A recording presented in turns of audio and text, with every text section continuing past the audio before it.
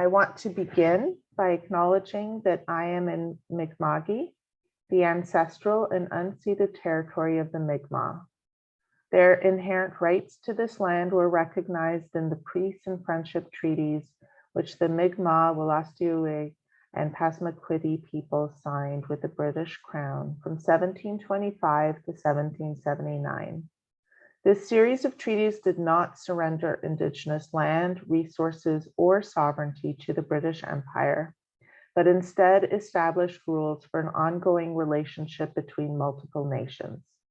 The treaties were later reaffirmed by Canada in Section 35 of the Constitution Act in 1982, and they remain active to this day. We affirm our commitment to join together with our communities in the necessary labor of reconciliation, and we are grateful to live and work together as treaty people in Mi'kma'ki. Without action, acknowledgements are empty. Whether you are with us in Mi'kma'ki or joining us from elsewhere, please consider whose territory you are in, your relationship with that land, and your relationships with the Indigenous peoples who have lived and continue to live in that place. I invite you to take a few moments, look outside if perhaps you have a window, and reflect upon your connection to the land. Take note of the snow that has graced us this morning, and reflect upon your own personal commitments to reconciliation. How can each of us as individuals and as a community hold ourselves accountable to reconciliation with Indigenous peoples here and across Turtle Island? Walalu, thank you all. And with that, I am excited to welcome Alec Stratford, who is the Executive Director and Registrar for the Nova Scotia College of Social Work. Welcome, everyone. Thank you, Anne, for that welcome and for grounding us in our work towards reconciliation.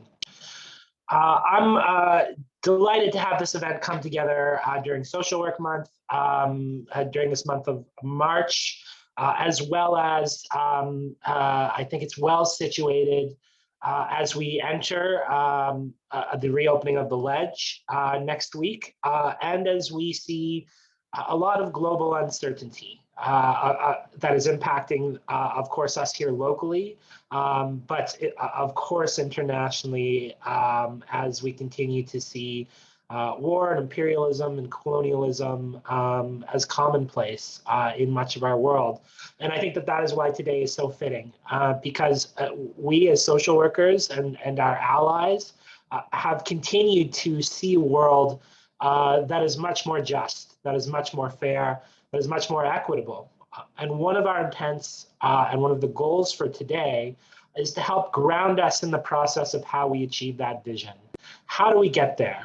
What do we need to do? What does advocacy look like?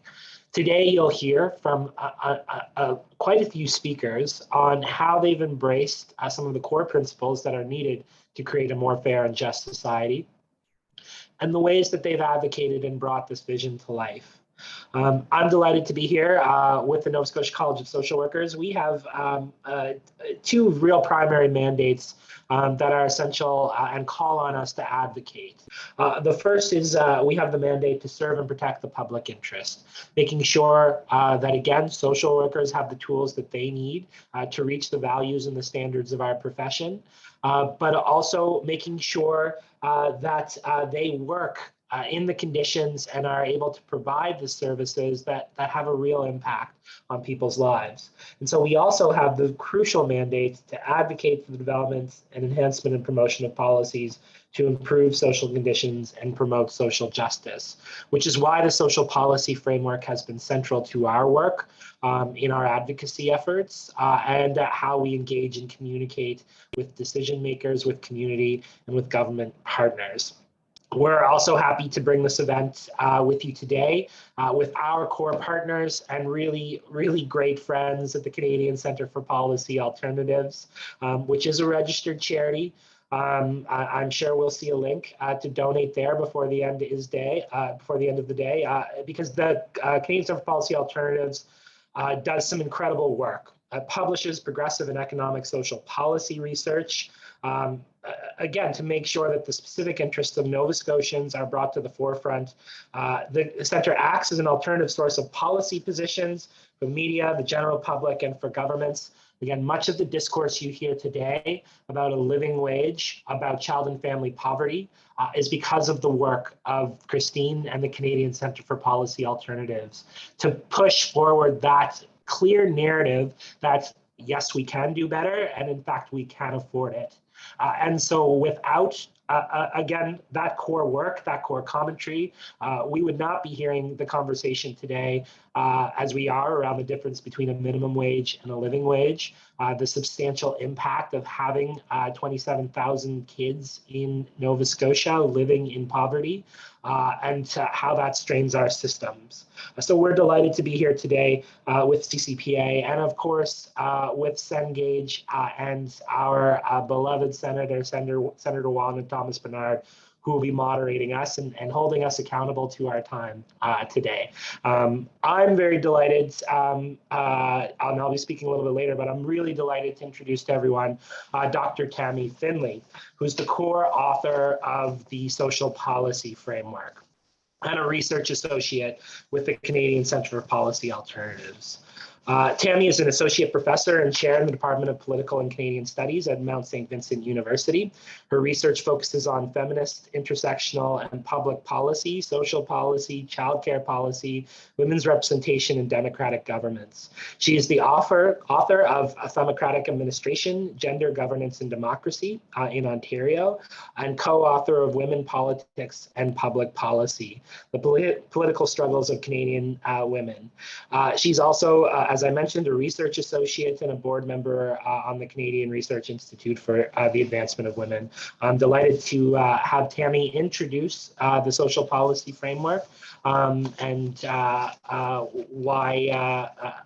why we created it, and I'll turn the floor over to Tammy.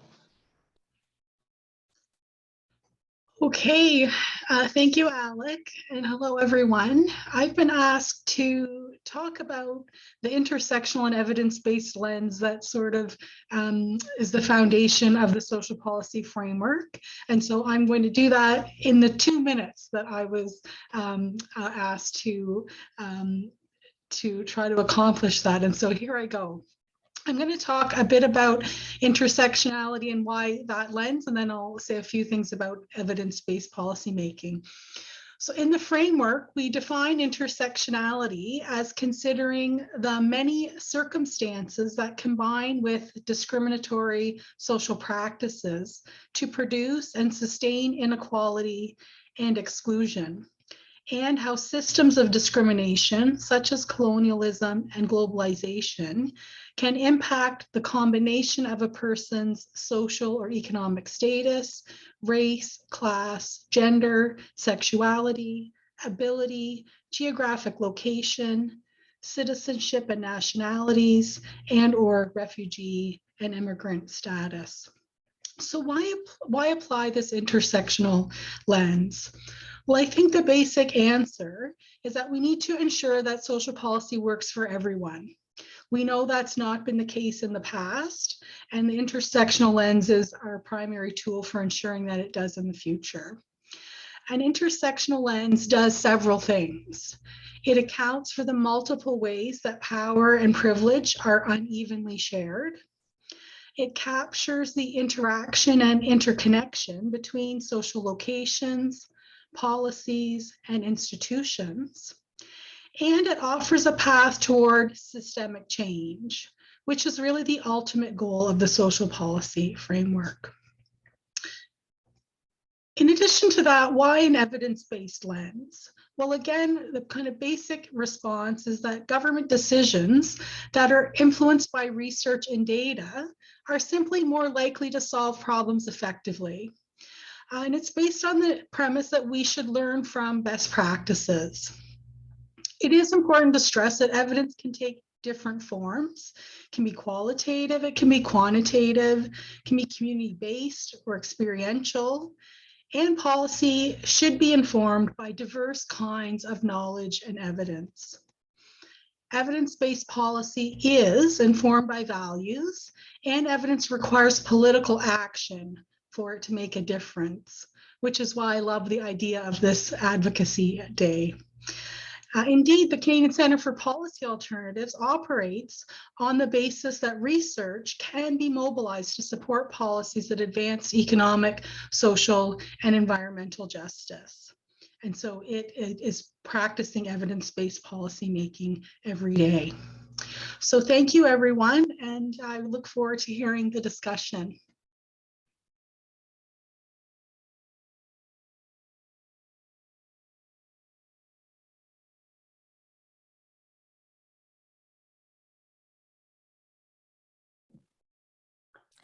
Thank you very much. Dr. Finlay, you were under your time. That's wonderful. Thank you so much, and welcome to all of you. I'm really pleased to be joining you today, and thank you for this opportunity to participate in this really, really important conversation around this framework that I have found to be so appropriate for such a time as this. When I think about where we are and what we're doing, and the theme for this year's Social Work Month, social work in critical demand. In critical demand.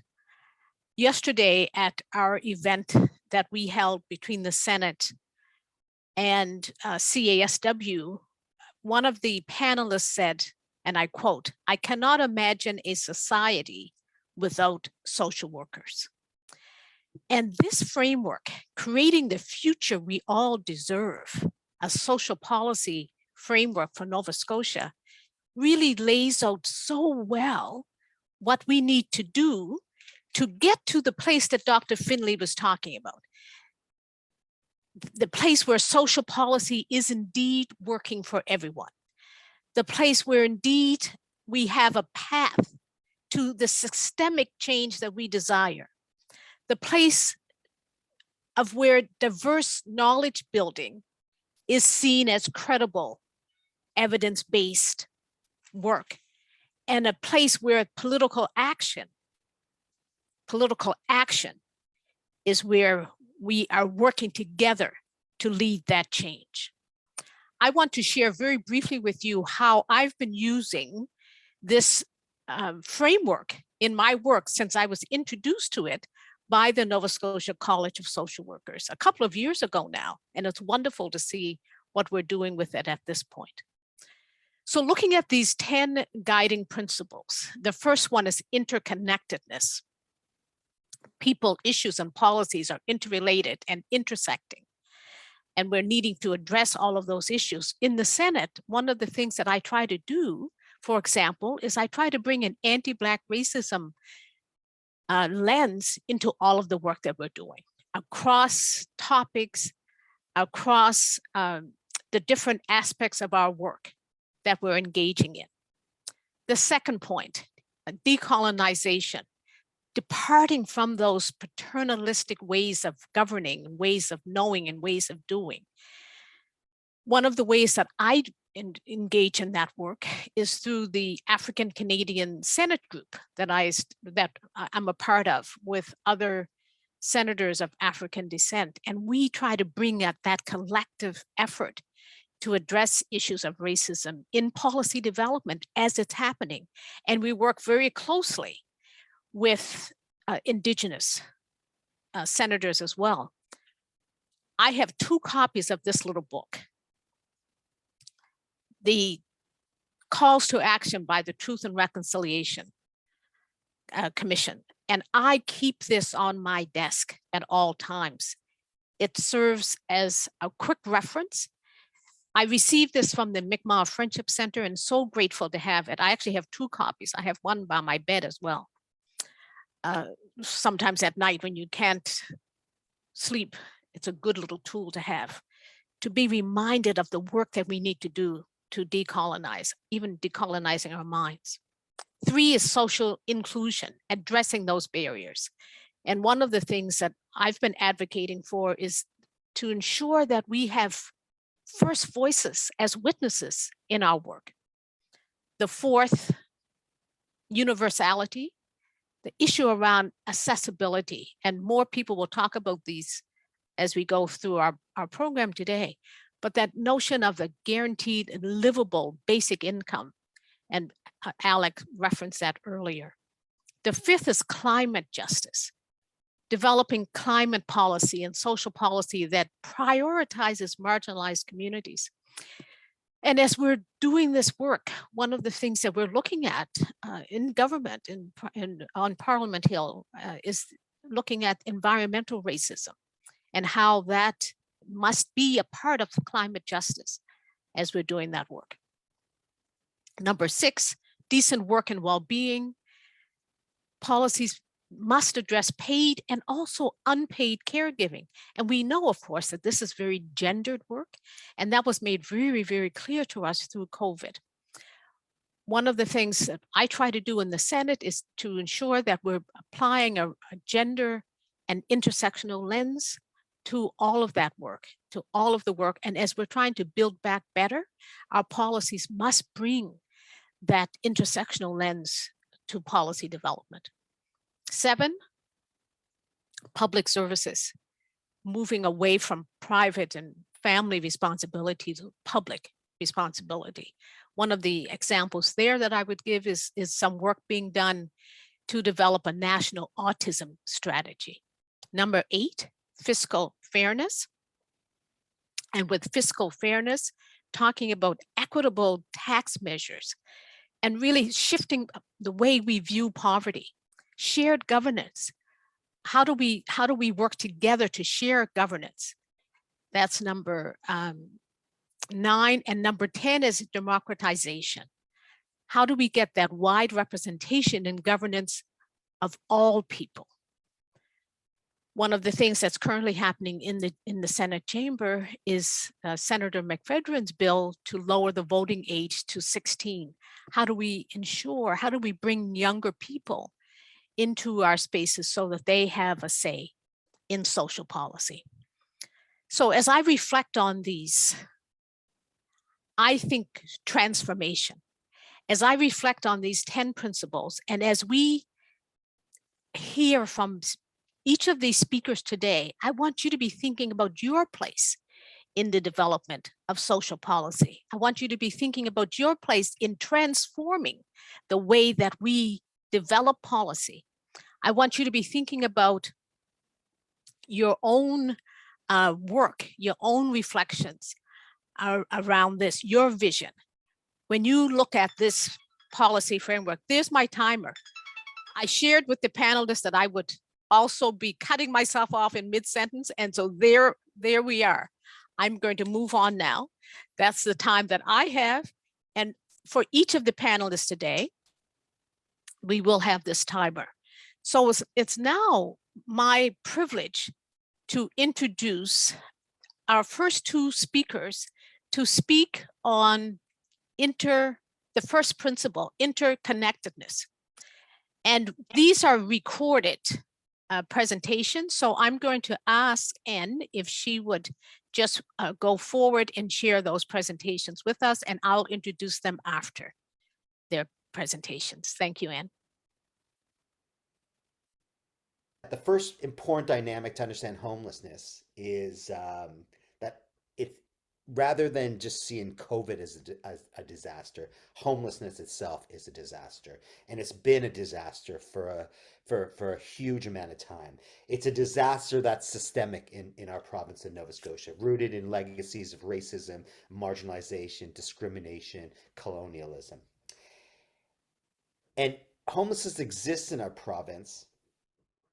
And the experiences of homelessness are intensified by the intersectionality of marginal identities such as gender, ethnicity, race, ability, sexual orientation, geography, as well as a lack of political tension and skeletal social support systems, including insufficient social assistance rates, low minimum wage, lack of affordable housing, and limited employment opportunities. One of the service stakeholders in our interview of our study explains the homeless population faces disproportionate barriers of systematic injustice, oppression, discrimination, violence, and certainly high burdens of illness and disease.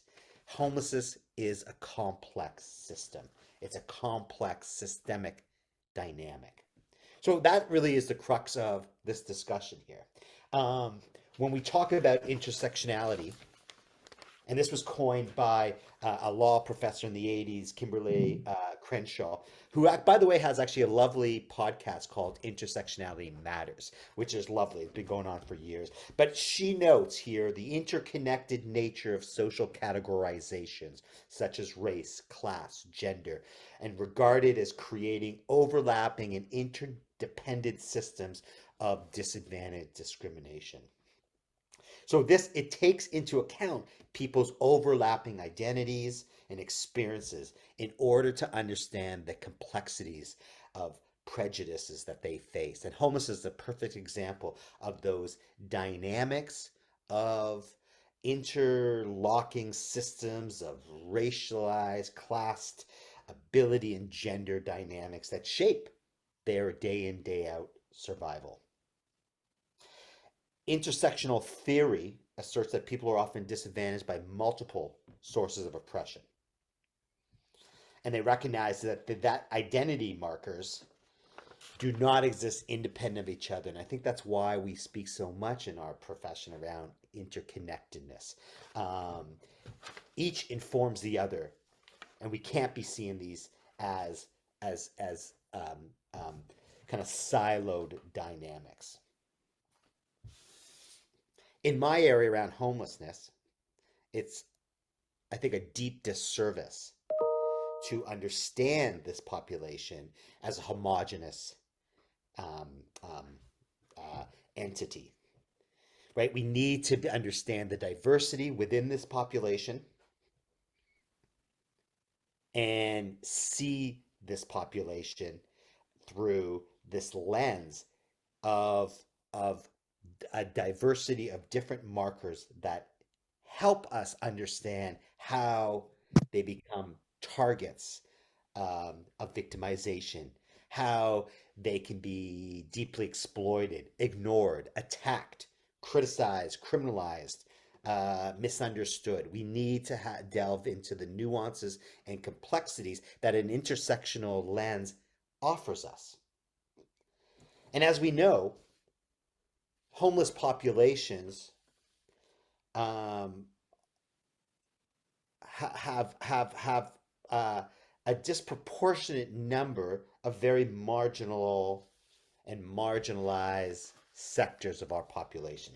In Canada, about 40% of the homeless population are Indigenous, right? So while the Indigenous simply make up 4 or 5% of our entire population, close to 30% of shelter populations are of Indigenous groups. We see in our own province, increasing large numbers of African Nova Scotian communities that are experiencing homelessness. We see those who are experiencing mental health, addiction dynamics, disability dynamics, LGBTQ2S populations that make up homeless populations.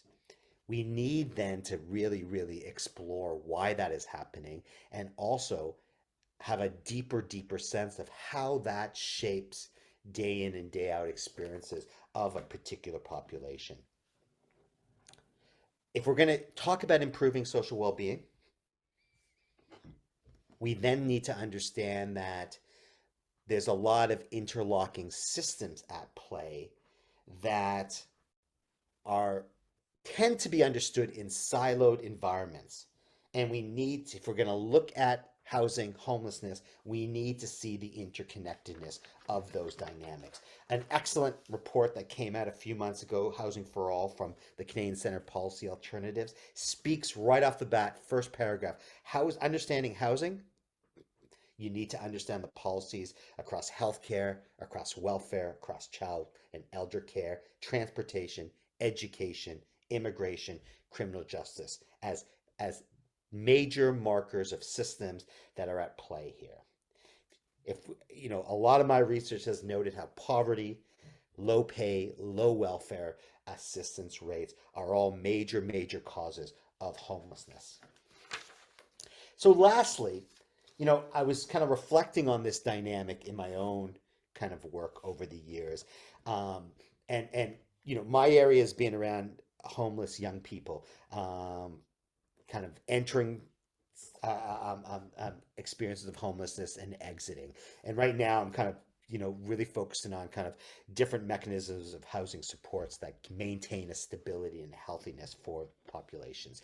But when I looked at young people living on the streets, one of my first PowerPoints are all these interlocking systems that interact day in and day out in their worlds, right? We have family systems, we have child welfare structures, we have street environments, we have housing systems, we have healthcare, we have employment, we have the criminal justice systems, we have income assistance, all those dynamics. If we want to understand any social phenomenon from a interprofessional and an intersectional lens, then we need to really carve out and map out these types of structures. And that, I think, is the strength of an interconnected or an intersectional lens. It allows us a crucial entry point to understand social equity, to understand the work as social workers that we need to do. Lastly, my last study around COVID and homelessness really spoke to the importance of understanding housing from a social determinant of health lens. Again, that is a nice case example of this notion of intersectionality. We really need to explore all the different dynamics that bring people to levels of being unhoused, and then how to kind of engage folks into the best care we can, that understanding all these different dynamics of how people who experience homelessness also experiencing huge disadvantages in all these other sectors of their day in and day out survival. The first important dynamic to understand Sorry, everyone. So that was Jeff Caraboneau, who is Associate Director of Social Work at Dalhousie University. We now will hear from Tristan Cole. Also, will be speaking on the principle of interconnectedness, which is the first principle of the social policy framework. Hi, my name's Tristan. I want to start with how long it has taken me to even be able to do public speaking, because I only learned last year that I had a right to communicate in whatever way works best for me. I'm autistic and I've had disability supports for over a decade, yet I did not know I had rights as a disabled person if I wasn't going along with obliged approaches or trying to do things quote-unquote normal. I'm really grateful to get to learn and find supportive profs who've connected me to resources and encouraged me and told me that I'm worth it. If there's one thing I want young disabled people to grow up knowing, is they don't just deserve to be themselves in all that means, but it is their right. I think truly believing disabled people have rights to equity had become before I could recognize I also am worth being actually included in society. Maybe if healthcare and disability services didn't perpetuate ableism, racism, transphobia, and really all the sorts of ignorance to intersecting identities and access needs, then mental illness wouldn't be so deadly to marginalized communities. Homelessness, mental health, and disability rights are all intertwined for me. I couldn't access disability supports when I was homeless, and my huge concern is the DSP policy on addiction, essentially meaning I'd lose services if I ever relapsed, or if my mental health got too bad for too long I'd also lose services, and would more likely end up homeless and dead than in an institution based on past experience. But either is possible. I see a lot of overlap between disability, mental illness and homelessness, and it's frustrating to see the same barriers keep hurting so many people. I think the solution is more coordinated services between healthcare, continuing care, DSP, outreach type organizations like Mainline, MOSH, and shelter service providers, to support people through all the stages of getting healthcare, applying for DSP, following through and making sure that barriers don't stop someone from getting further in processes, and to make sure people aren't just dropped from a service because they are struggling, so no longer that service's responsibility. There is a lack of effort to support disabled people to access disability supports when homeless or precariously housed, which is ridiculous not only in the clear harms to individuals, but even those in power refusing to change or actually making things harder for themselves, as often the costs to health and social systems are much greater when individuals' health has declined to need urgent and expensive care. Personally, I estimate my healthcare cost the system hundreds of thousands over a few years, whereas my current supports could be covered by that amount for the rest of my life, and the support I needed back then to bridge that gap still do not exist, but I can pretty confidently say the support I needed wouldn't come close to the costs I had on healthcare, legal systems, and first responders. And yet, the current system still disables people further, rather than empowering people to self-advocate and pursue our dreams. Without people in my corner, I don't know where I would be. I was in a small options home, and the stress from trauma triggers, lack of consideration for trans or non-binary people, and complete incompetence in how to support me as an autistic person with a great deal of sensory hypersensitivities, communication difficulties, and stress-induced loss of functioning, led them to kick me out, stating my needs were too high, which has been a theme where services can help in so many ways I don't need, but in few of the ways I really do need support. It's scary that I totally lost the ability to speak, even text, and that they were telling DSP my needs were too high and kicking me out. I was lucky to have family that could help, but it's concerning that I still do not have a clear idea what happens if my abilities change. For example, I see the situation could have ended up with me homeless and likely in hospital or dead, or in a larger institution or a group living in which I doubt I could have recovered. So that's scary to wonder how many other disabled people are being actively harmed by incompetence of supposed care, leading to assumptions about their abilities and perhaps contributing to a loss of functioning. So that could be me stuck in a cycle of being overwhelmed and no one taking the time or believing in me enough to try communicate. Because I have so many great opportunities to grow and learn from people who have some really different insights on the experiences I've had, I've started to notice how many situations in my personal life reflect more systemic issues which are troubling to consider. For example, I learned the lack of accountability of independent living service providers is not just a me problem. The Disability Support Program does not track enough information to know if a provider is taking advantage of the system and clients. Thanks to all the amazing people around me, I am now confident enough to be assertive and not back down from people trying to guilt me out of holding them accountable.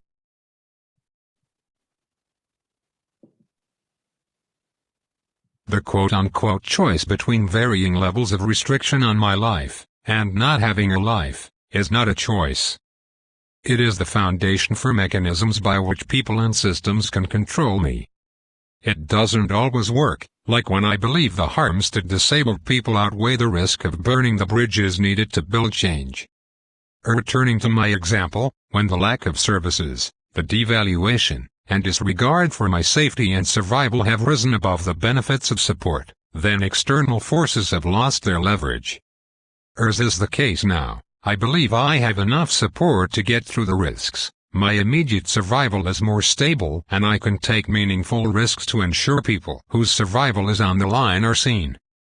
We cannot repeat history with deinstitutionalization and shift toward quote-unquote independence. Being independent is not unconditionally good when the reality is being unsupported and ending up in other institutions when what is needed is adequate support for disabled people instead of being mislabeled as difficult and being arrested, hospitalized, or dying.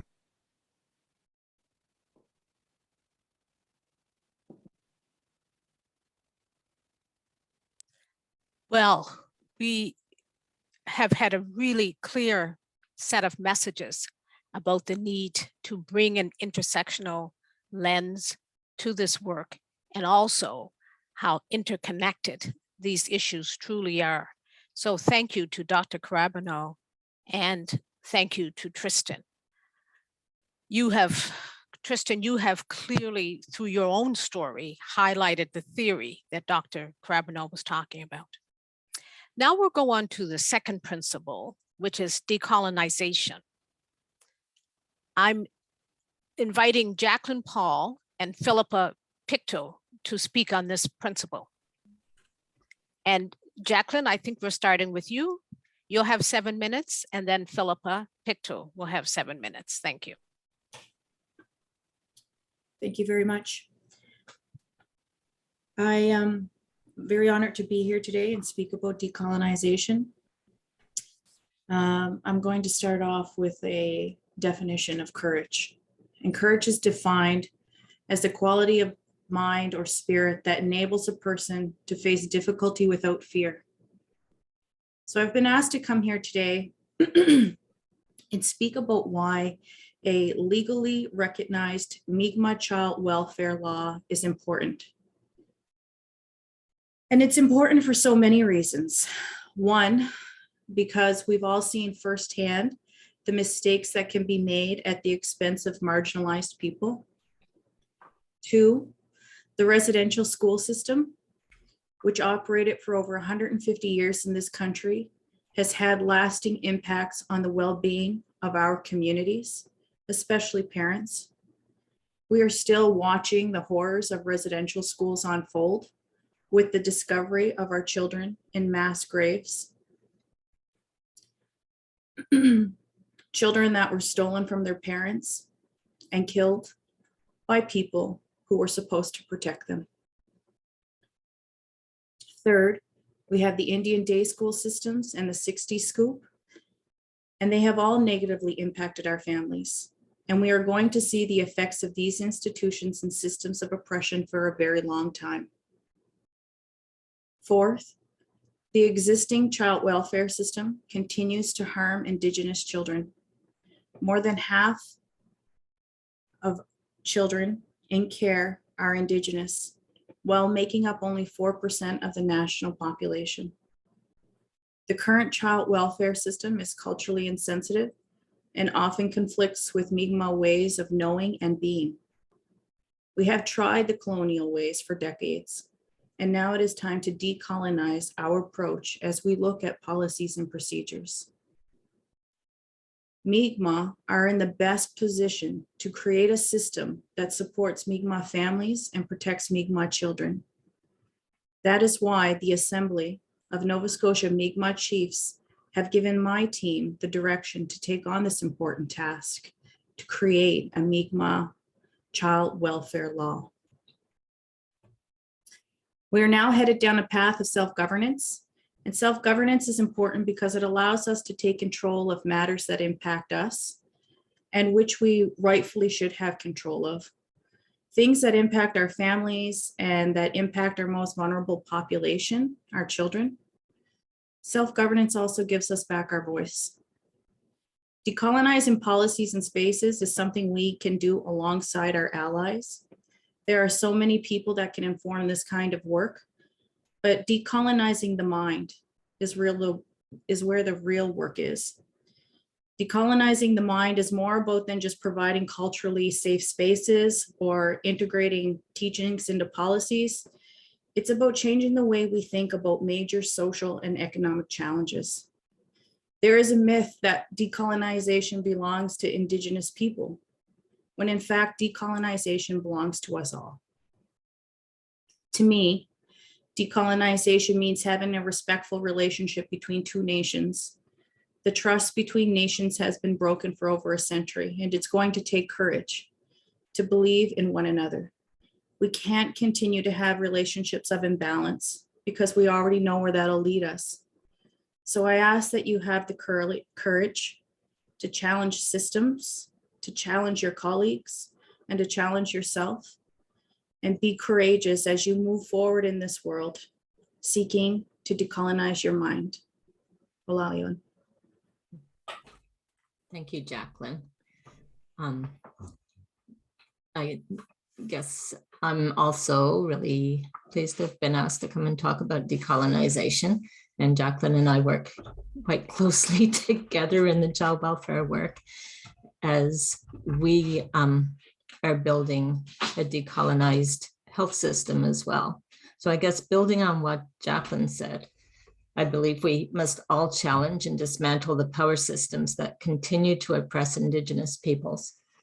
The legacy of the residential school, the Indian day school system in the 60s scoop, as well as the forced relocation to reserves, the destruction of traditional livelihoods, traditional foods, and governance systems, the racism, Indian Act, removal of children, systemic rape and murder of women, the banning of ceremony, loss of language, inadequate housing and drinking water, poverty, imposition of colonizing belief systems, just to name a few things, have all resulted in Mi'kmaq communities facing skyrocketing rates of chronic disease and a mental health and addictions crisis.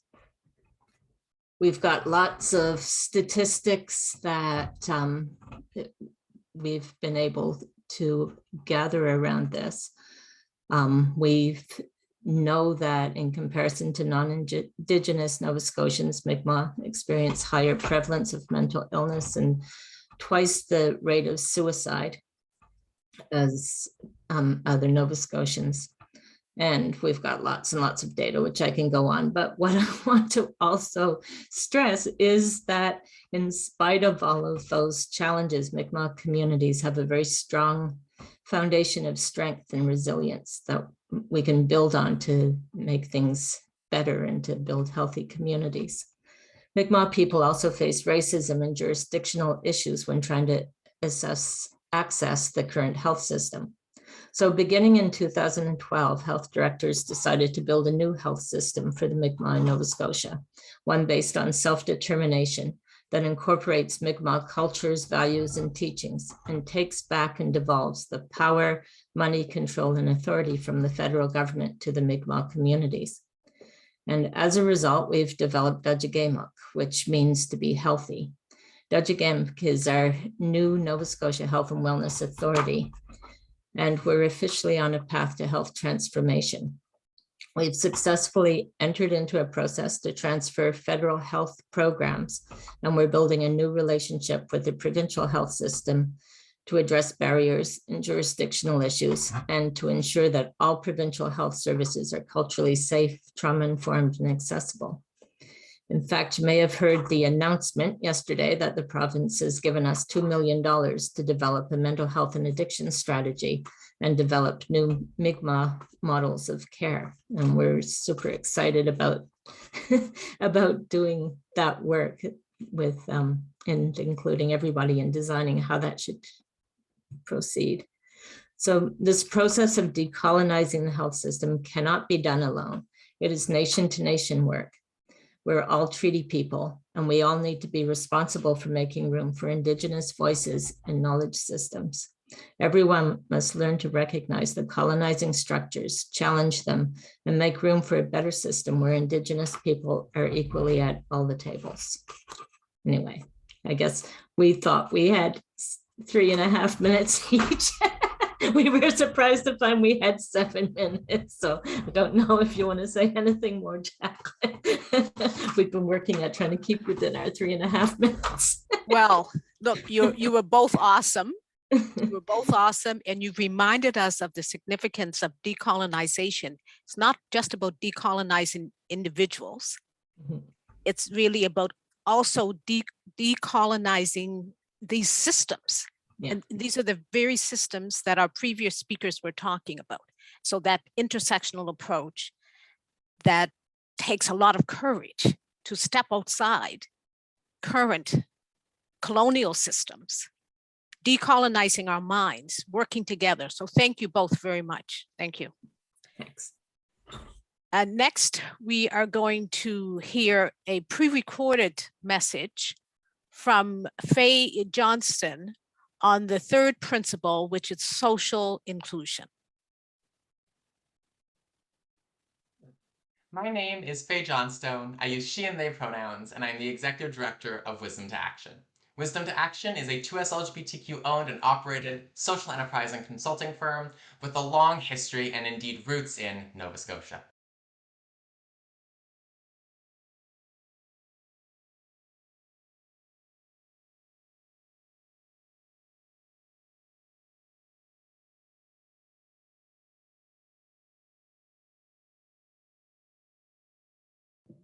My apologies, I'm going to try again to screen share. I don't know what happened.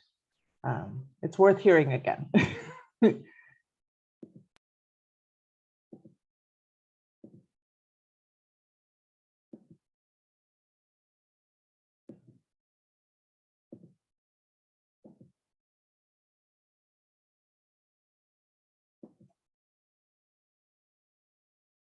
We are going to perhaps go to Jim Morton, and I will reload that video. My apologies. Okay, that's fine. That's a good idea. We'll go forward and go to principle 4, which is universality. My apologies. I sort of lost track of where I was. Jim Morton, we look forward to hearing from you next. Thank you. I need to unmute myself. Thank you, Senator Bernard. I guess the place I want to start is remembering that 20 years ago, I invited Alexa McDonough to take part in a panel discussion on terrorism. She did that, and in the process of the transaction, she gave me a business card, which was inscribed with the epigram, "What we desire for ourselves, we wish for all." I didn't know then that that epigram had been written by J.S. Woodsworth, who taught some of the first social work courses in Canada and who was instrumental in giving life to Canada's first old age pension. But I did know that that short sentence summarized my reasons for pursuing a career in social work.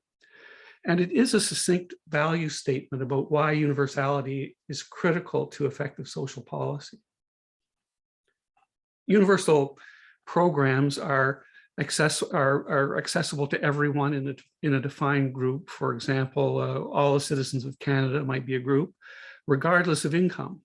And they're paid for by general revenue from taxation, not from user fees or from poll taxes. Service is about need and citizenship or membership, not about money. In Canada and in our experience in Nova Scotia, we have several examples, but not a lot of universal programs. Old age security is one of those. Old age pensions put an end to the poorhouses in the mid-20th century, even though there are certainly gaps that remain in that income structure. We've come to depend in Nova Scotia on grades K to 12 as a service, an educational service that's provided to children and others without tuition or transportation fees. And I think we've come to a point where we take that for granted. And we've had Medicare in Nova Scotia since April 1st, 1969.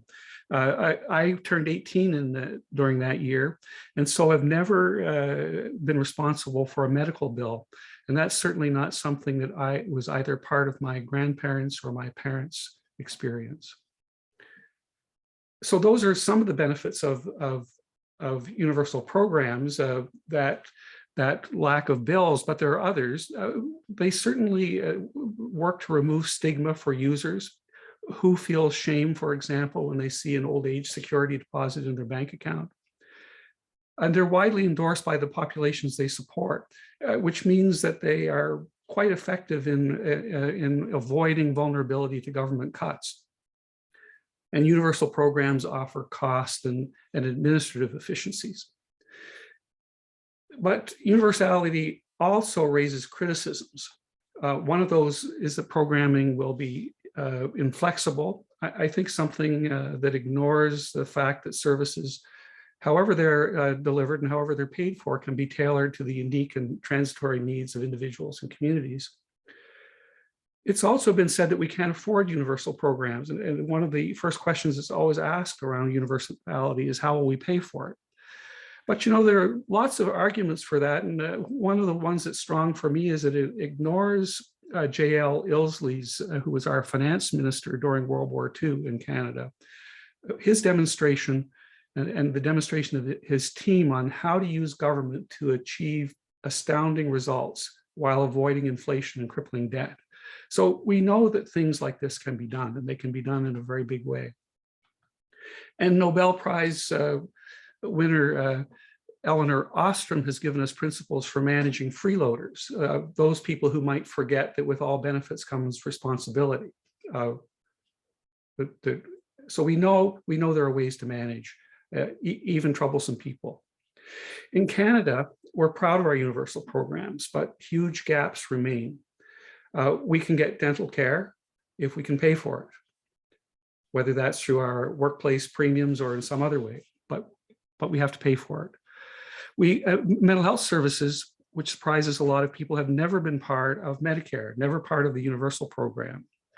So, and I don't think anyone in this audience today would be questioning that there are problems with access and standards of care around mental health services in this province.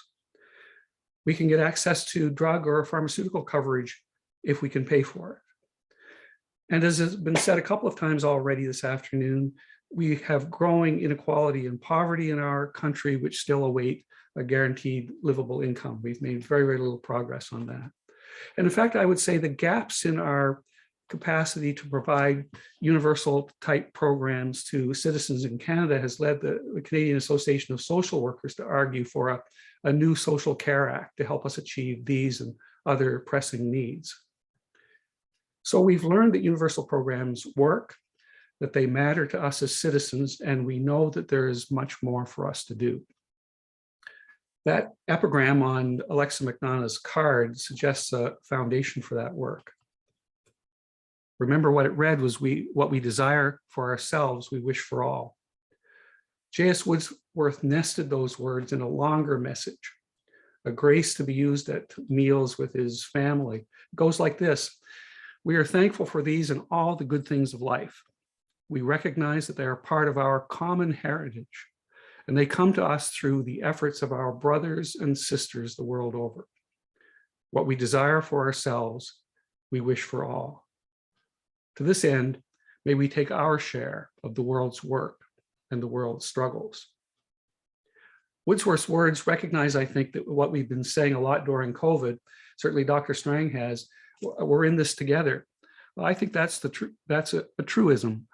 And so in closing, I guess my question for all of us, for each of us, and for legislators and for policy decision makers is, what will you do to take up your share of the world's work and the world's struggles to ensure that universality is built into the programs and services we hope to advance? So thanks.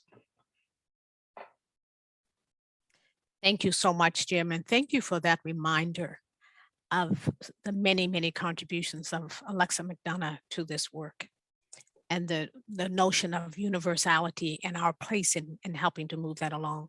We're going to revert now to Principle 3. I think N has that recording available. Thank you. My name is Faye Johnstone. I use she and they pronouns, and I'm the Executive Director of Wisdom to Action. Wisdom to Action is a 2S LGBTQ owned and operated social enterprise and consulting firm with a long history and indeed roots in Nova Scotia. As an organization, we work on mental health, on 2S LGBTQ inclusion, on combating gender-based violence, and we do what we can to challenge white supremacy and systemic racism in this country, too. Today, I am speaking on the topic of social inclusion. Social inclusion is defined as creating social policy solutions that address the deeply rooted systemic barriers in our policies, programs, and services. It means that they are an approach, or social inclusion is a mechanism through which to address legacies of colonialism, racism, and slavery, remove socially created barriers to address access and inclusion for people with disabilities, to challenge gender-based and heteronormative inequality, including discrimination and violence against 2S LGBTQ people, as well as supporting newcomers and people living within the deepest state of poverty. I am speaking to you today as a queer and trans person, as a person who is passionate about the communities that I have the privilege of working with. But I am also speaking to you today as someone who is seeing my communities in crisis. seeing 2S LGBTQ people, particularly young folks, particularly Black, racialized, and Indigenous people, and 2S LGBTQ folks in rural communities who are struggling. They are struggling not because of any failure of their own, but because of the pressures and the violence enacted by systemic homophobia, transphobia, biphobia, and other forms of systemic oppression. Through a social inclusion lens, we can begin to understand health outcomes in our communities. We can begin to rectify the decades of harm that have been enacted on 2S LGBTQ people, young and old, because of social norms and social structures that perpetuate harm. My call to action to each and every one of you is to help put both 2S LGBTQ+ issues and other social inclusion issues on the agenda. Not just through a reference or a note, but through concrete targeted actions focused on distinct and different communities. We need to recognize that these issues are in fact interconnected, but all too often the needs of our communities fall by the wayside. I see a queer and trans community in Nova Scotia that, if supported, could thrive and be a model and an example of inclusion across this country.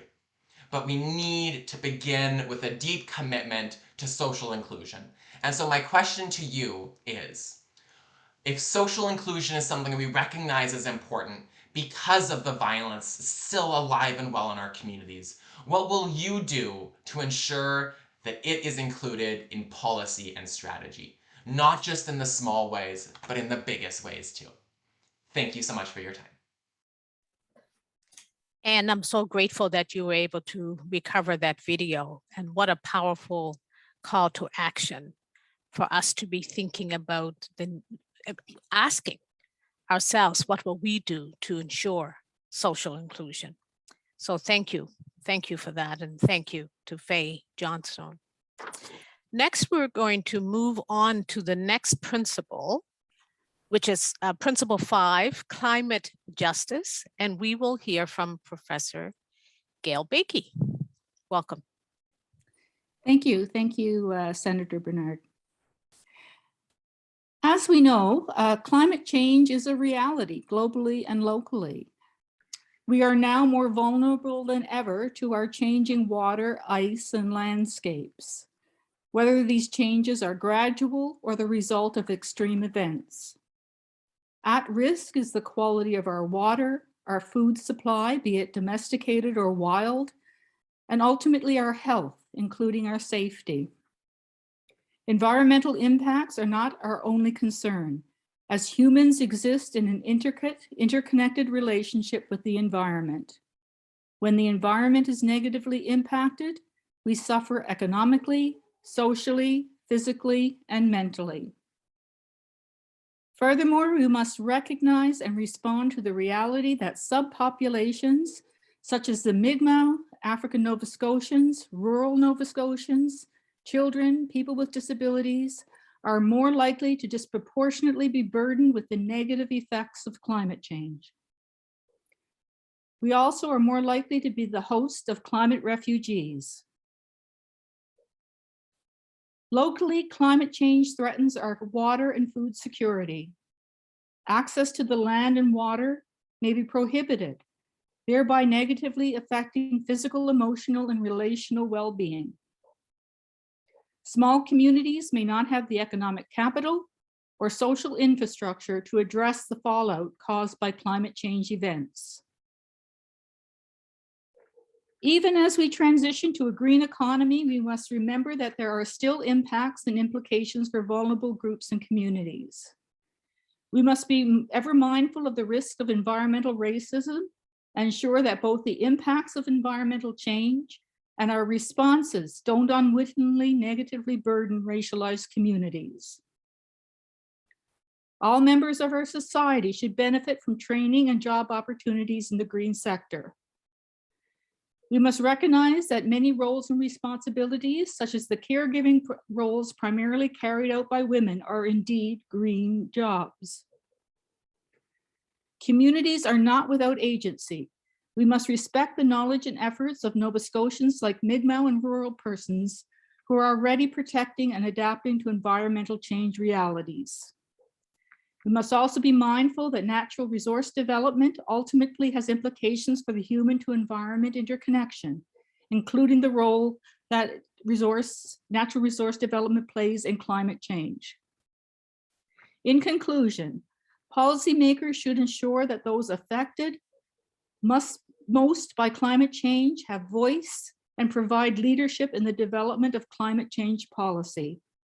Policy must be fair and ensure an equitable distribution of the burdens as well as any benefits from the transition to a green economy.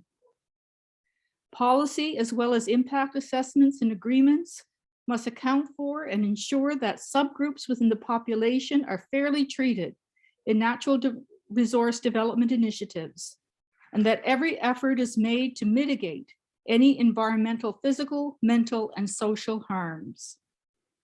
Thank you. Thank you for listening, and thank you for this opportunity. Thank you so much, Professor Bakey. And you've just reminded us of how intersectionality is so important for us to be addressing when we're dealing with climate change as well. And many of those conversations are not bringing that intersectional lens. Next, we're going to move on to Principle 6, decent work and well-being. Leah Campbell. Hi, everyone. Thank you again for inviting me to speak. I want to begin by saying that we are privileged to live in a province with diverse Black communities with rich histories and relations. They lead by example and show us how to take care of one another. Throughout history, however, African Nova Scotians have faced discrimination in the medical, educational, employment, and housing sectors that many of you can access with ease and regularity. The pandemic has exposed stark racial disparities in these areas. Given this, it was deeply concerning to hear our political leaders point their finger at individuals for higher transmission in predominantly Black areas earlier in the pandemic. The hyperfixation on personal responsibility, for example, vaccination and social gatherings, not only served as a cop-out for the people we trust to lead us, but it was also not wholly reflective of the data that is easily accessible via Statistics Canada. Hyper-individualistic thinking is what has brought us to over 37,000 too many deaths in this country. Fortunately, Black-led community organizations facilitated a community response to individualistic misconceptions by coming together to help African Nova Scotians access accurate information about vaccines and provide local vaccination clinics in hard-to-reach areas. Still, the workplace has been a particularly salient factor in COVID transmission. The experience of work presents a distinctive risk for many Black people in Nova Scotia, and this is for a number of reasons. Firstly, Black people are overrepresented in frontline work. In 2020, Statistics Canada reported that up to 34% of frontline workers identify as visible minorities.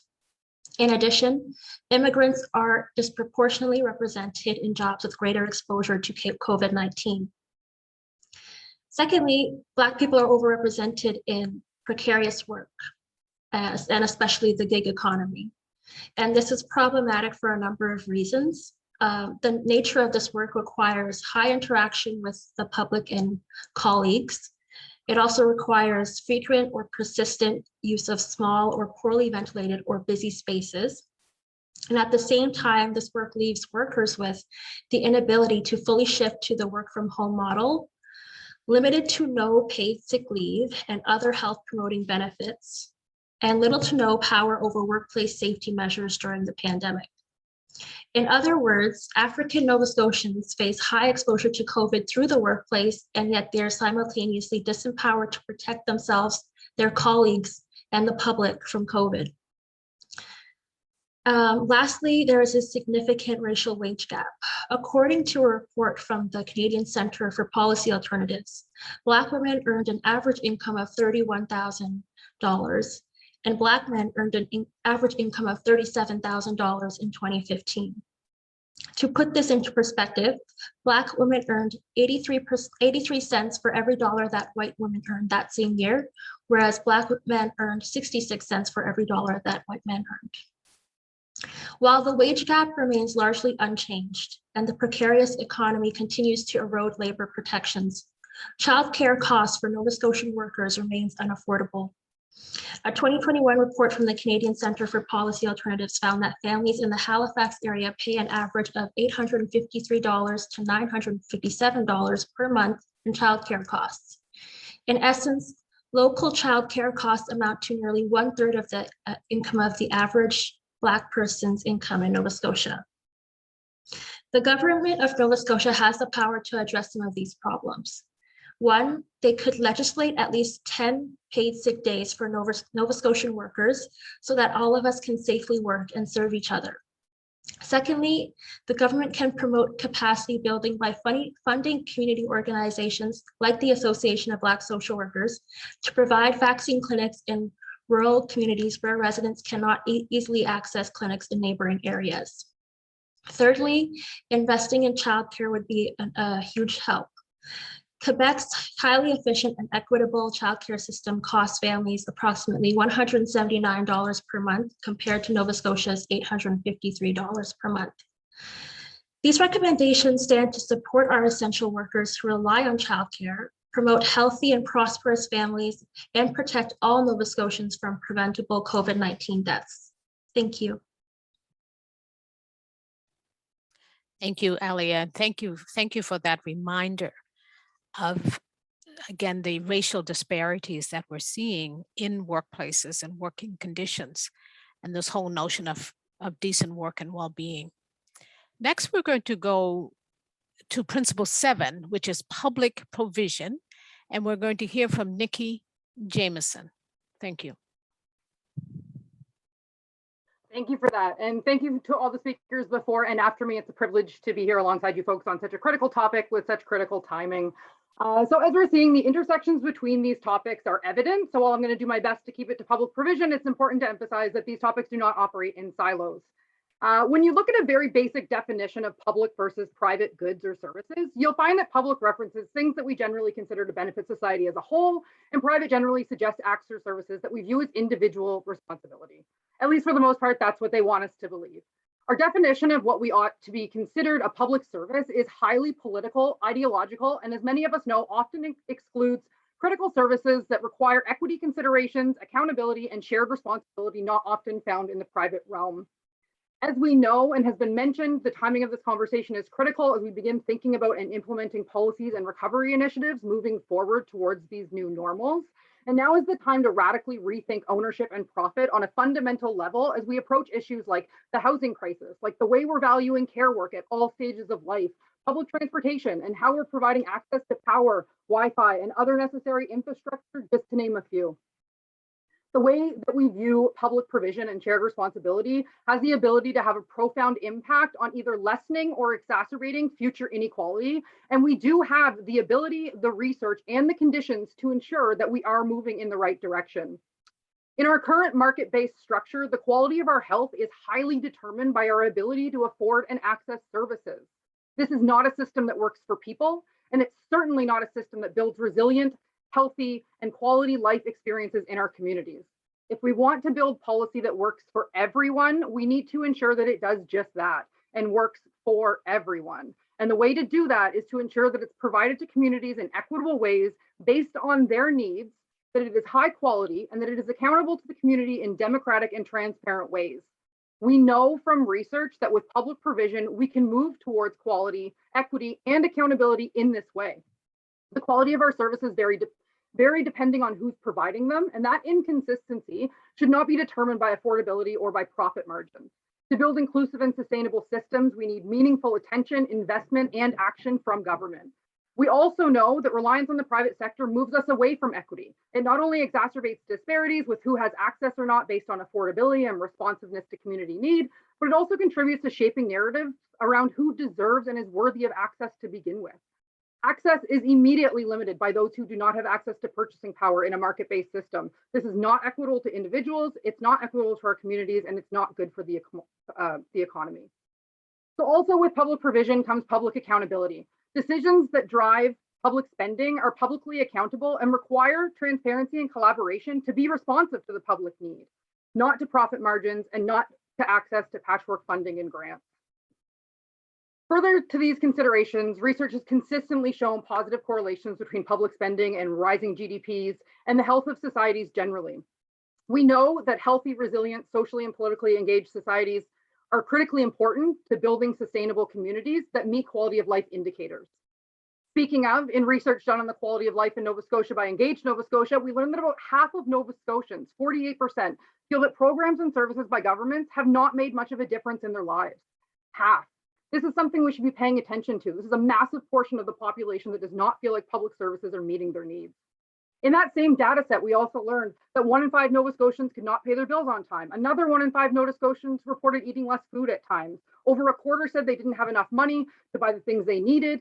And over 60% provide unpaid care to their community, not to mention another 1 in 5 that provide unpaid care to children. With Nova Scotia missing the mark with the promise of a 15-cent wage increase when we know the living wage is substantially higher, meaningful investment in social policy is a critical intervention and is needed to provide services that are truly universal, publicly responsive, and equitable to all. How we've determined what is and is not public responsibility has largely been decided by policies that disproportionately fail to protect women, gender diverse, Black, Indigenous, disabled, immigrant, and other marginalized communities. We need to remember that ideas about what ought to be public versus private responsibility are the result of political world building and decades of shaping narratives towards neoliberal policy and austerity that pressures families and individuals into taking on the responsibility and burden themselves. When governments respond to economic needs by making social cuts to different programming and refusing to acknowledge a need, the need does not just disappear. It's just transferred onto individuals and the community and nonprofits to pick up the slack. We know this, we're seeing this now. The belief that markets would provide adequate housing, we know has failed. The belief that care work is individual responsibility has led to the childcare sector operating in a critical state built largely on the backs of a female workforce. The belief that addiction, grief, and mental health is a private responsibility has led to communities and individuals suffering alone and in silence. No matter what way we look at it, the belief that social cuts, austerity, and decreasing public provision and management are good for the economy has proven false time and time again and leads to avoidable harm and violence on our communities. I recently read that we need to start viewing the economy as a verb instead of a noun, and I think it's something that we need to keep in mind as we start shaping policy built for communities. It's not something that exists outside of us, but it's a process that we all generate with our participation. I think there's power here, how we reshape how we view collective versus individual responsibility, and how we can radically change the vision for the amount of action and accountability that we need to demand from government. If we're ever going to move towards a society that privileges and provides space for social, economic, and political justice, it's going to happen with us working together and by holding government accountable to demand adequate systems be put in place that are core funded, properly resourced, and publicly accountable to the ever-changing needs in our communities. Public provision is not a one-way street. It requires continuous and ongoing dialogue between decision makers and communities, significant financial investment and buy-in from government, and radically reimagining collective responsibility so we can move forward together. We know that publicly provided services increase accessibility, affordability, improve quality markers, and as mentioned, promote accountability. So we really need to hold government accountable to assume responsibility, lead the way, and create space for this transformation and system building to happen. And the way that we do that is together. Thank you.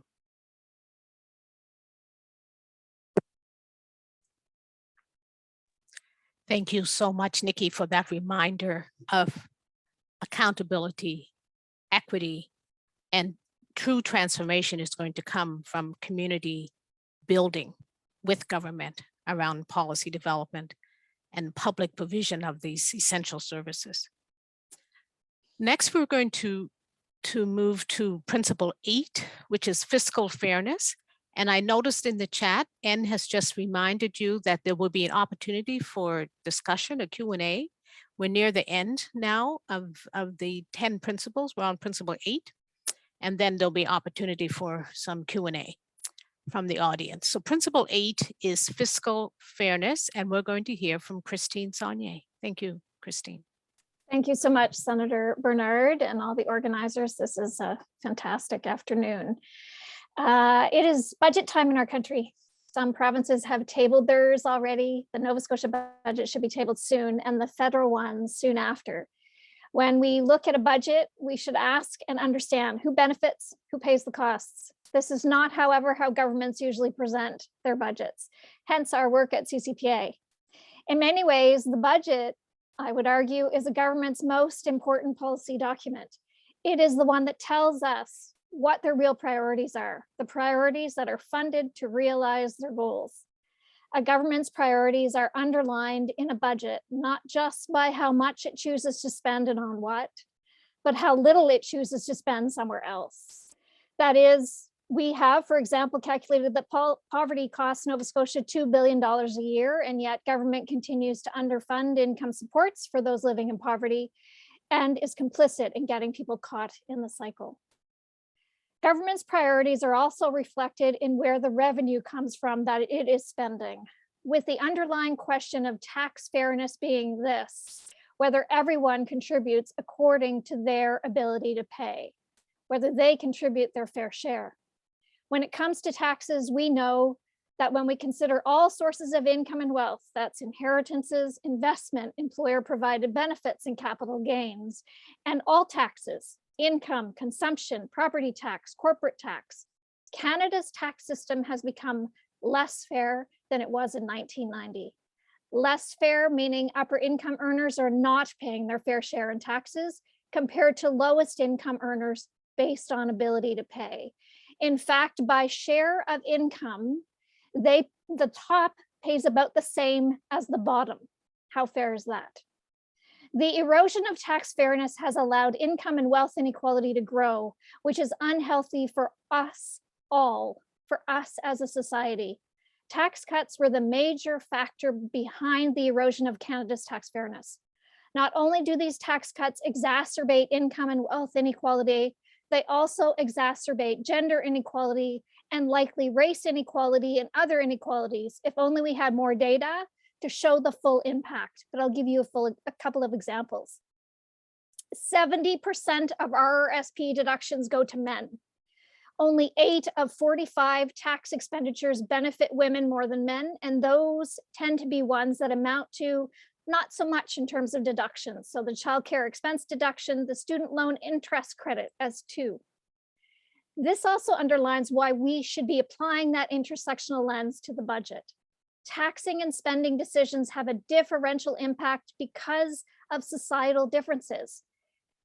Women have lower incomes, higher poverty rates, they live longer, they're more likely to be single parents, more likely to be unpaid caregivers. These all result in tangible differences in benefits from tax expenditures and are impacted differently by government spending decisions.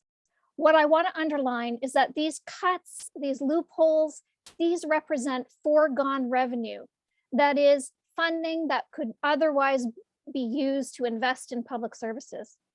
We cannot have high quality, affordable, and accessible public services without transforming our taxing and spending. CCPA's analysis has shown that RRSP and registered pension plan tax preferences cost $26 billion a year. 60% of those benefits go to the richest 10% among us, those making $84,000 a year or more. To put this expenditure into perspective, with 1/3 of that money, the federal government could eliminate poverty among seniors by doubling the guaranteed income supplement. Similarly, the money Canada spends on tax breaks on corporate dividend costs about $4.1 billion a year, for which 91% of that benefit goes to the top 10%. And indeed, some estimate that half of that only benefits the top 1%. This could instead be used to make university tuition free for all students in Canada. Let's be clear on who benefits from current systems and status quo, the going back to normal before COVID, because that is where the entrenched powerful interests are that we need to uproot. Progressive revenue reform is critical. The other part of this picture is that tax measures in the form of tax credits and income benefits via the tax system have increasingly taken the place of directly providing public services. We need fiscal fairness, where those who have more do their part, and our governments collect sufficient revenue to make the social investment that is required. This is what we should hold government to account for at budget time and all the time. What do you hold your government to account for? Thanks. Oh my goodness. Thank you so much for the reminder of the money. They say if you follow the money, you really get to true transformation. The alternative budgets that you folks prepare every year are well worth reviewing and then challenging our government with.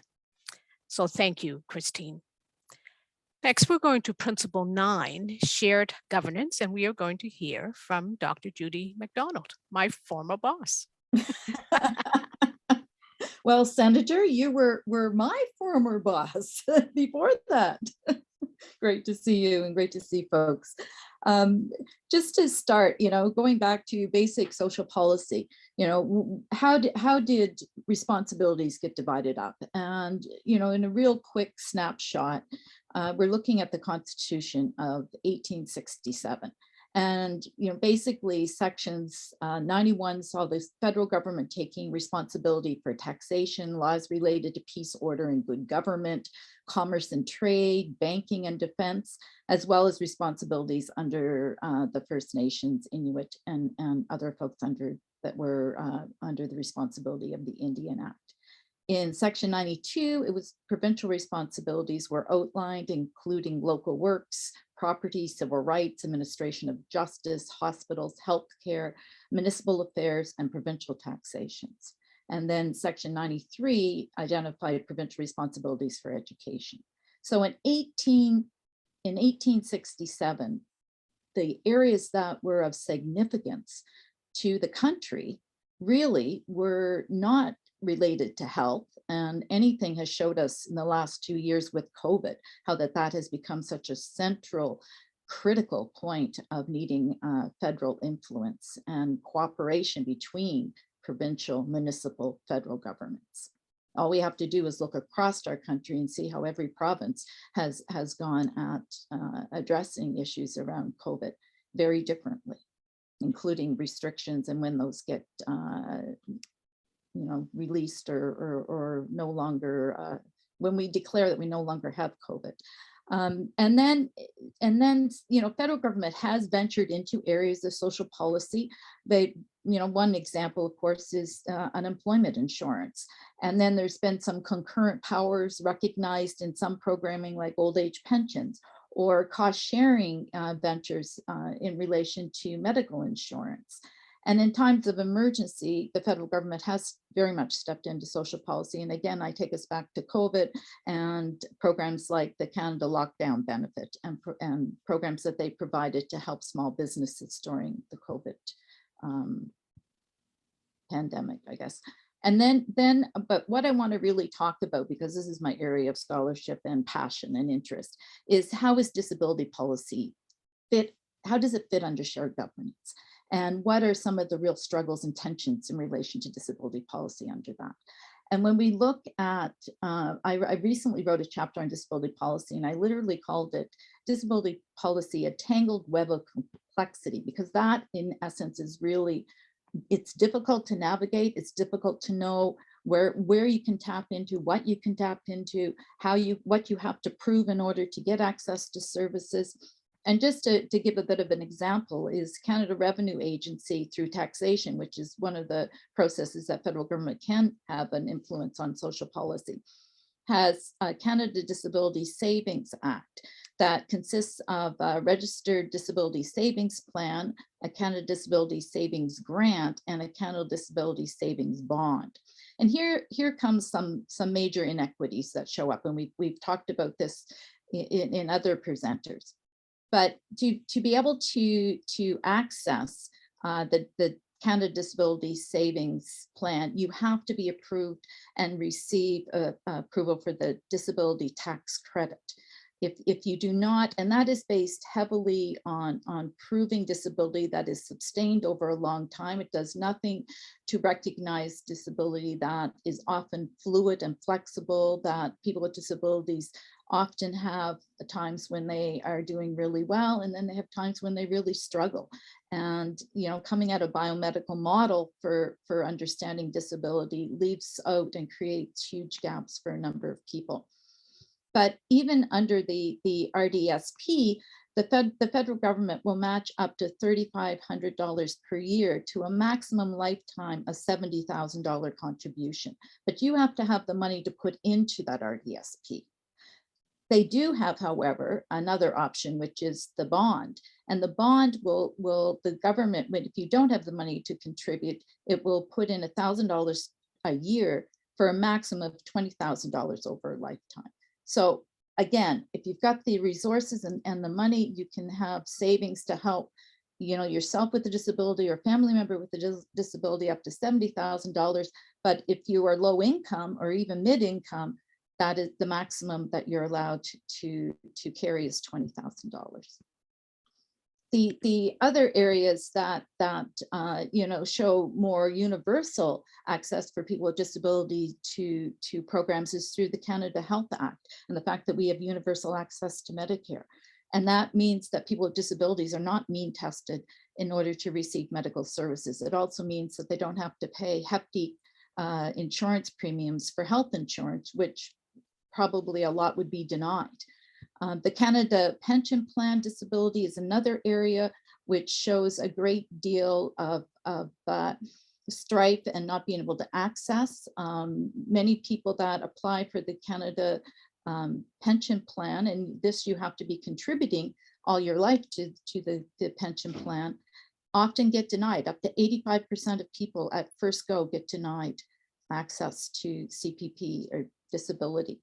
And then when they do have a point of appealing it through a tribunal, but only 6% of those going for a tribunal literally get approved through file review. So imagine that you've worked all your life, you live with a significant disability, you get to a point where work is in a defined sense is no longer, you're no longer able to do. And you try to tap into something that you thought was there for you all these years, and you're told that you don't meet the biomedical threshold to define your life experience as being a disabled person.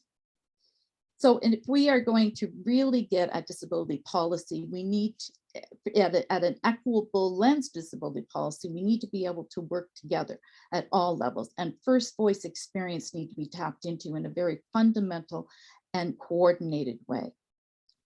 People with disabilities and disability organizations have been absolutely phenomenal in pushing for access and inclusion within society.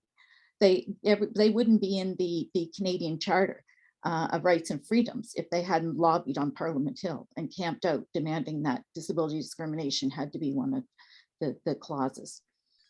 Within provinces, we have. I'm so sorry. I'm out. Yeah. I knew it. I'm sure we can at least let you finish your sentence, probably. Well, I was just going to say that disability accessibility legislation is a provincial jurisdiction, and we have it in 3 provinces only. And you know, what happens to people living with disabilities in those other provinces? And how do we end up having a voice for people with disability that is represented through all levels of government in a coordinated fashion, where access to services and to social policies is clear, concise, and unbelievably needs to be accessible. Thanks. And we are clearly not there yet, but it's obviously one of the areas of work that needs to be happening.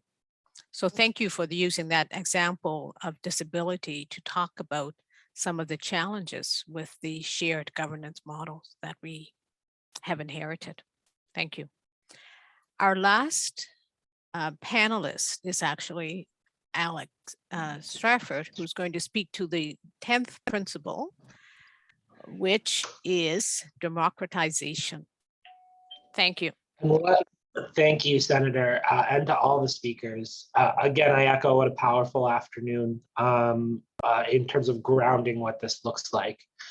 I agreed to speak about democratization probably about 3 weeks ago. A lot has changed in 3 weeks as we talk about democracy. and what it means to us and our current reality. I want to start by saying I was in a meeting the other day working on the problem of anti-racism, and there was constant comments and echoing of our systems are broken. Our systems are broken. And someone reminded us all that our systems aren't broken. They're operating exactly like they were intended to operate. And I think that was a powerful statement. And there's a lot of truth within that at this very moment, that in fact, our systems are operating exactly as they were intended to operate.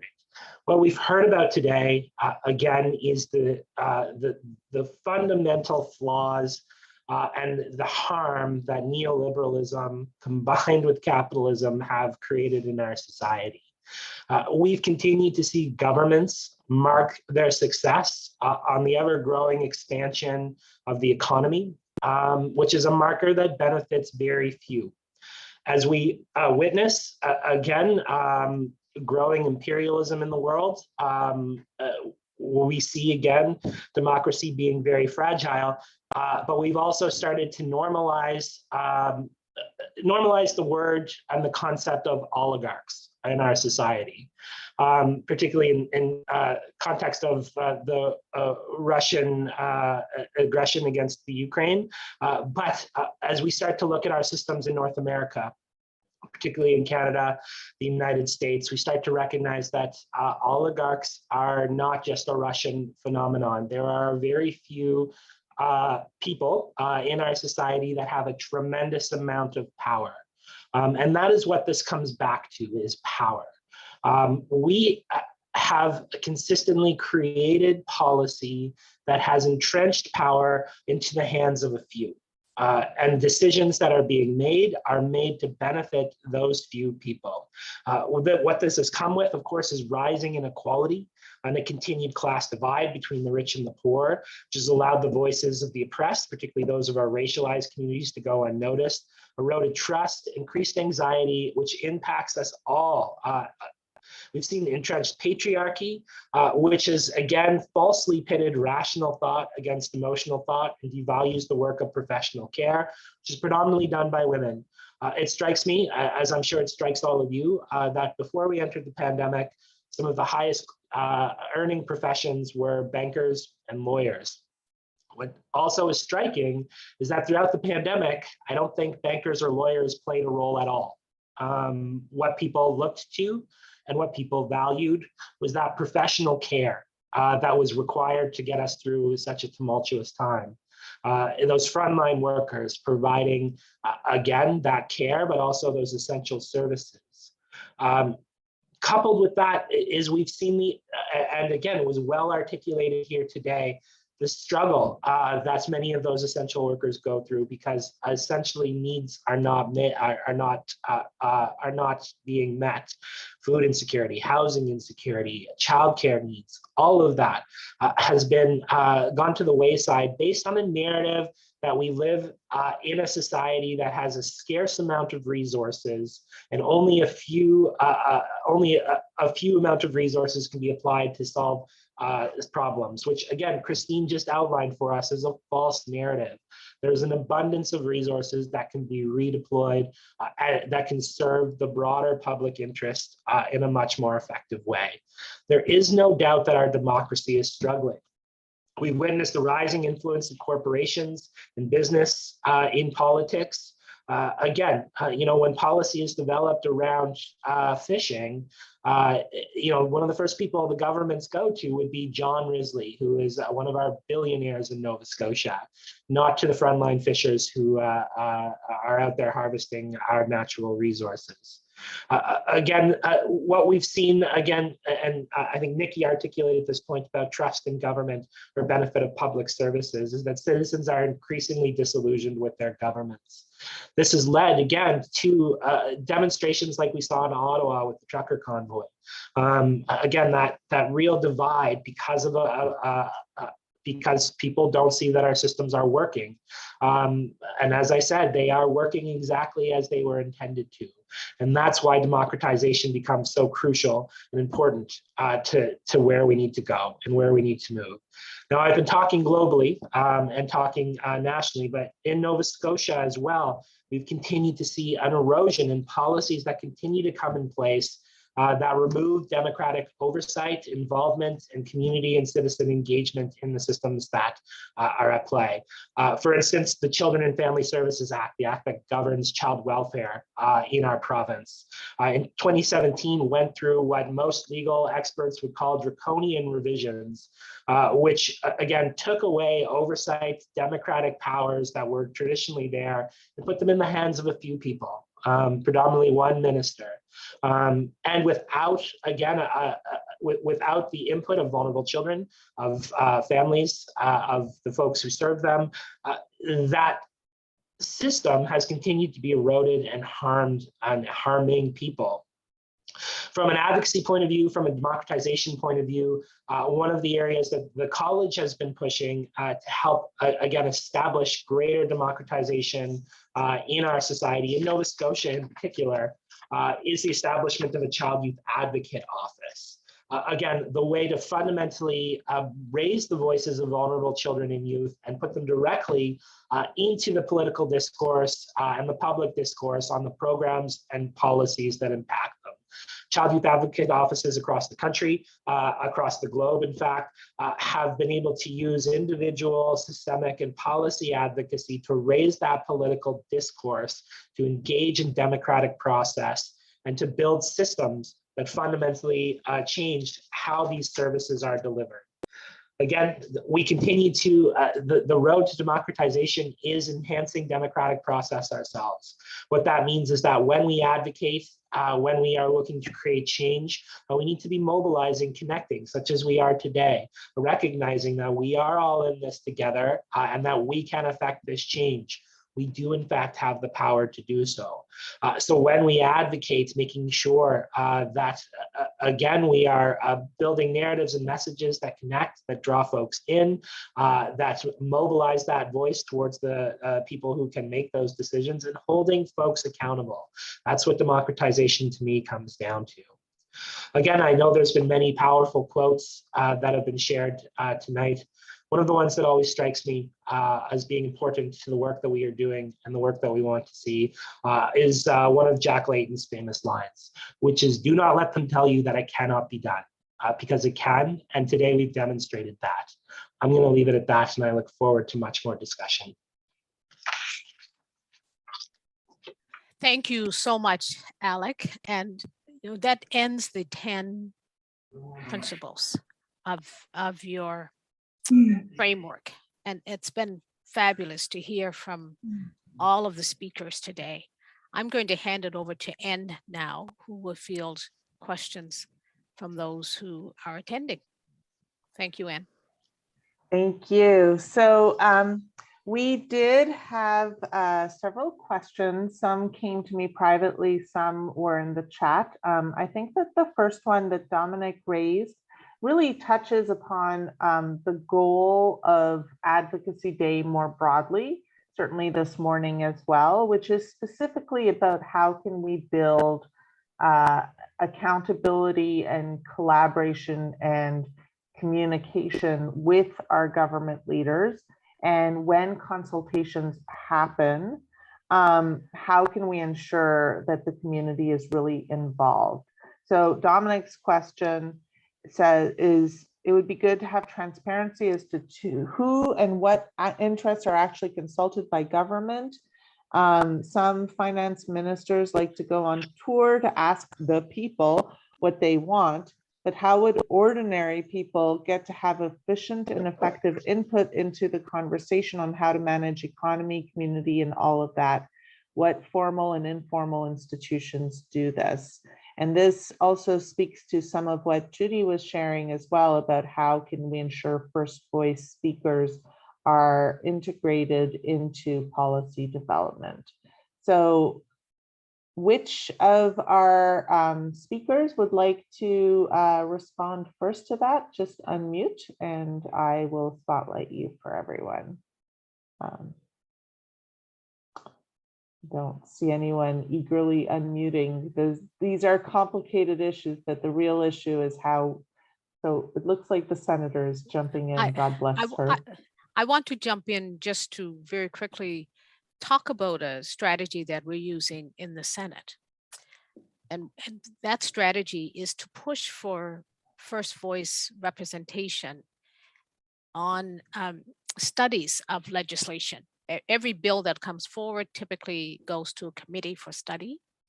And everything's meant to be evidence-based. And one of the things that we've been really, many of us, who are sort of social justice advocates in the Senate, we've been really pushing for first voices to be included as contributors to that evidence. And it speaks to, I think, the conversations that we've heard here this afternoon, the need for first voices, and also the need for us to make sure that we're providing supports for first voices. And I'll just give you one example of that, and that is the Senate the Senate bill that's currently before the Senate Social Affairs Committee, which is looking at a national autism strategy. I have personally really pushed to have autistic people themselves come and speak to the committee, so we hear firsthand their firsthand experiences in terms of what will make this bill really best address their needs. And there's been a little bit of a pushback from that, a little lack of understanding about how best to do that. And I've also pushed for supports for people. And we've heard about that today, the need for supports for people when and where they need it. And if we're bringing first voices in to have conversations to inform us around policy development, we need to make sure that we're supporting people in their efforts to help inform us so that we are able to do the best we can with the decision-making processes. I'd like to see that more fully integrated across all levels of government. Should be doing that, I think. And we can do much more of that. So Tristan has made a few comments, and I'm actually going to connect you and Tristan specifically. Tristan's an amazing advocate. Made a comment about needing autistic leadership as well as accessibility. So how how do people know about and hear about it? I don't know if you have any comments specific to that, but I think your strategy around ensuring that maybe we ought to be advocating for first voices participation, inclusion, and really centering first voice experience in all policy would be a very important. And I think that certainly falls within the scope of this framework. I think this framework certainly allows and facilitates for that to happen. That whole notion of social inclusion, for example, is a way of doing that. So I think Tristan's question might be around, well, how do you even know about these things? And of course, one of the ways we learn about people through our everyday work, but we also connect with people through their own advocacy, through their involvement with different organizations, through what they share on social media. That's another way that we hear about some of the remarkable work that self-advocates, and I'm not just thinking about autism, that's just one example, but some of the work that self-advocates are doing, they typically want to share that because they're doing that work because they want other people to know about it. So monitoring, what's happening in different spaces and opening up those spaces so that we have greater access and also that people have greater access to who's engaging in that work. So I see that Gail has raised her hand. I will say that Stephanie has made a really excellent point while I am in the process of replacing the spotlight regarding the us, them, and the professional versus first voice, and a recognition of the ways in which we might all be first voice, and that might be reflective of a certain colonial neoliberal illusion of how we are objective as opposed to recognizing and embracing our subjectivity. Gail. Yeah, just wanting to add to the first voice notion. The other component, I think, if we're going to be using first voice, we need to make sure it's clear, and as we should, but make sure that it's clear, because I think it gets misunderstood as only essentially being a personal experience or coming from personal experience. Should be understood that, well, while there's a personal experience component, that those personal experience linked to collective experiences.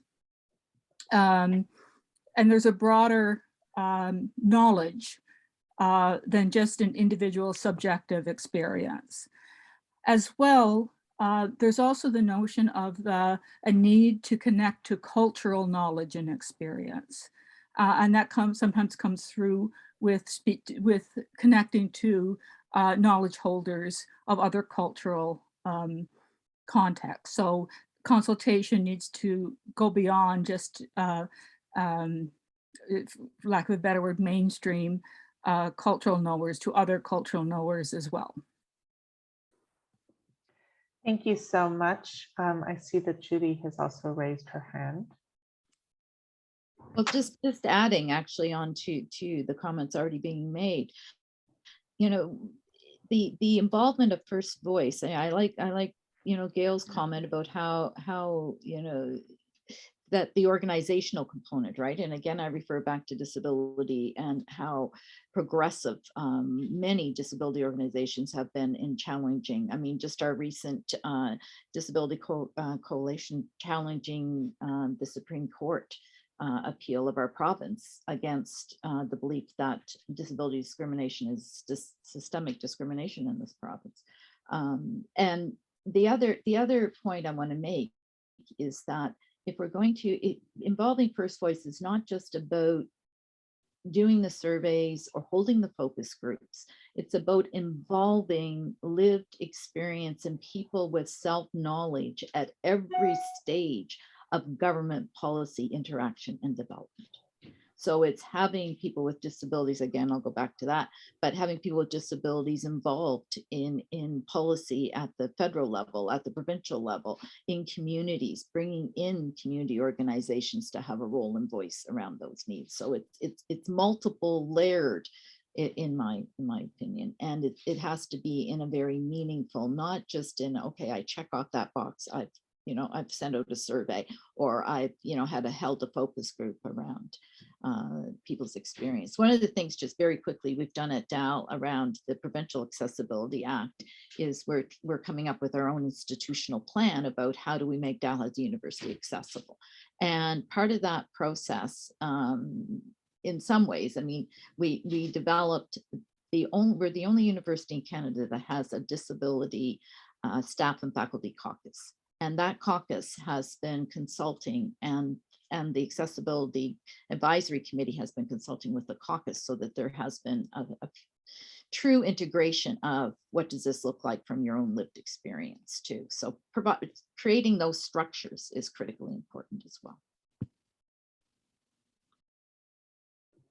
And we are going to conclude with Alec's comments, and then we have our closing. So Alec, I think we have time for you to make some final comments. Yeah, I appreciate everyone's conversations and comments there. I just wanted to come back to the original question from Dermot, I believe, about how do we impact or affect change, I believe is at the root of his question. And I want to say two things about that. First, I did my Bachelor of Social Work degree in Fredericton at St. Thomas University. At the time, Andy Scott was the Liberal MP and a member of cabinet in that seat, who came to speak to my social policy class. And Andy actually quantified what it took for him to change his mind on an issue, or how it would impact how he voted on an issue. And I don't know, I doubt that this is true for everyone who's elected, but for Andy, he quantified it. he said that if he got 7 letters that were written and signed on an issue speaking to a particular point, that was enough for him to change his mind on an issue. I don't know how he came to that, but it did speak to me in terms of democracy, democratization, how we get involved, how we get engaged is more than just voting every 4 years. And that there is an active responsibility. I think we talked a lot about responsibility here today, to engage those folks who we've elected to represent us, to challenge them, and to make sure that they are well informed on the impact of the issues that they are making decisions on our behalf. Second part to that is, we often think about change. If I sit down and talk to a senior level bureaucrat within the government, or if I send a letter that this is going to somehow influence a trajectory of a policy or a decision, and yeah, that has some impact. But really, what has been proven time and time again, it is our ability to organize, to raise concerns publicly in the political discourse that happens across Canada in our province, and to make sure that, again, we are continually raising these concerns. It takes repetition. It's frustrating. I know Tammy and Nikki and Christine have all been involved in pushing for public childcare, which has been an issue that has been on the books for 50 years as something we've needed to achieve. The work of folks like Tammy, like Christine, like Nikki, who have pushed this public narrative as to why we have to have this, that is what's made a difference, and that's what's had an impact. And so I would speak to that as well, is it is that public political work that we can all be involved in some way that also impacts that change. Thank you so very much. And I know we're almost out of time, but yeah, I will not forgive myself if I don't say this. Good, then please say it. Okay, thank you so much. I want to pick up on the point Alex has just made. And I want to go back to this. I don't think social workers do advocacy well enough. I don't think, as Nova Scotians, I don't think we do advocacy well enough. It has to be a sustained engagement with our elected officials over a period of time, not just during election time. So that accountability piece, we have a role to play in holding people accountable. Christine really emphasized the accountability and the equity. And we as community, we need to step up and be engaged. We need to be on the phone, sending emails, sending messages, posting to social media about the issues that we're passionate about. If we want our representatives who are representing us in whatever level of government they've been elected to, we need to be giving them that information. And individual, but the collective responsibility that we hold is so vitally important. And so with the College of Social Workers being involved, I think you have a social action committee, or maybe it's called something else now, social justice. That is it. And I was actually getting ready to put something in the chat for everyone. Okay. I mean, involvement in the social action committee, giving that committee legs and arms to do the advocacy work, informing them of the needs so that you can more effectively engage. That's the kind of work that I'd like to see social workers doing better. As social workers, we must do better. Every other group is doing advocacy in ways you couldn't even imagine. We are so far behind. So I think we could do a course on Advocacy and Activism 101.